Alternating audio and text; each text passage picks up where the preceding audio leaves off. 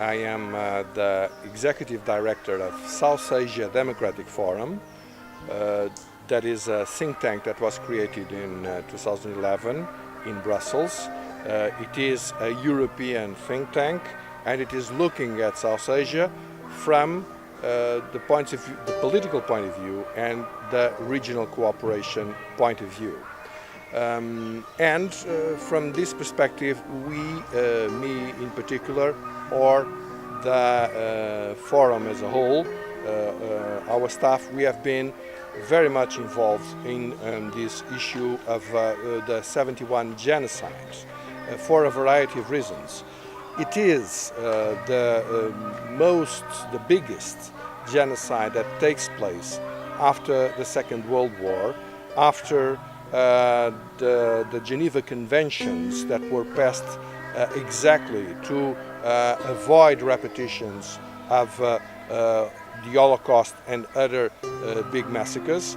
It was as well a first genocide that is done on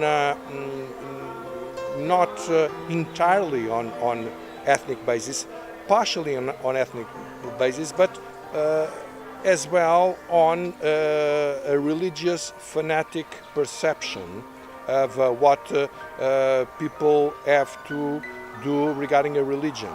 That this religion is so important that people should forget about their own culture, their own language, even when we are speaking about a nation like Bengal, which is one of the biggest, has been one of the biggest for virtually thousands of years, with a very important civilization, and this should disappear only because of a very weird fanatic concept of how religion should be applied.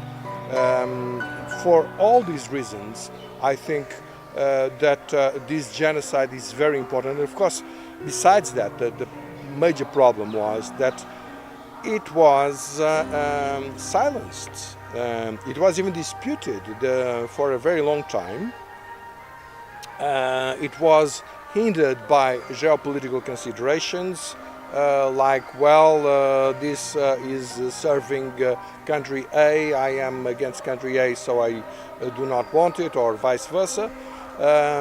And the most striking feature in the present days is that when finally the Bangladesh authorities decided to properly come to terms with this dreadful heritage which happened in 2009.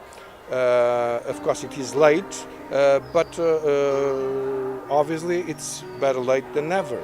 But when they did it, the international community, and most in particular the very same that have silenced in the past this genocide, started attacking vehemently the authorities and the International Crimes Tribunal without a sound basis.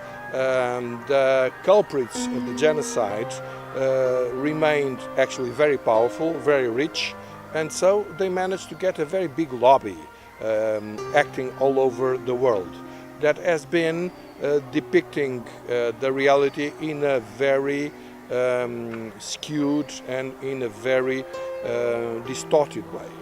So I think it is a duty of all of those that believe in the sacred value of human life to put the truth where it is, to not allow this lie to remain, to explain that actually in Bangladesh, by a national, it is called international, but it was established by an act of the parliament, and it is also actually national in nature.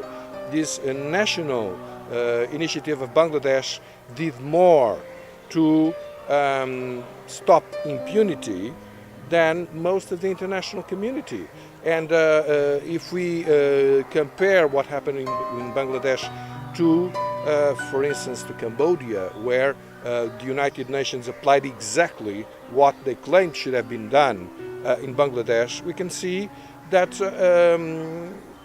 how abysmal is the situation in Cambodia, especially compared with Bangladesh.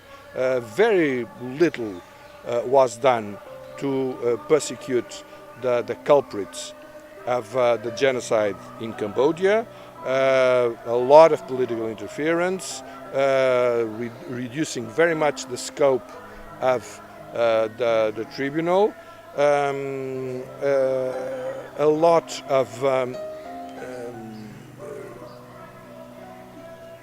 important legal problems that really were not following at all the rule of law, and this with the direct involvement of the international community, of lots of international experts, a very big international budget, and the international community should come to terms with reality and should avow that it has been wrong, that what it has been preconizing did not show up, did not produce results. We have to look at institutions and organizations not only by what they write, what they claim, but also for what they produce. And from this perspective, the international community is at fault, and I think the international community should should confess that Bangladesh made a much better work than it did in Cambodia, or even more in the case of Iraq, that I have also been studying. And I therefore have been very pleased to have the opportunity to present the study that we published, SADF published just yesterday, our working paper number 11, which is authored by Susan Guarda, one of the researchers of SADF, and myself, on this issue, that is really clearly pointing out to the fact that Bangladesh ICT has been much better managed than other international initiatives.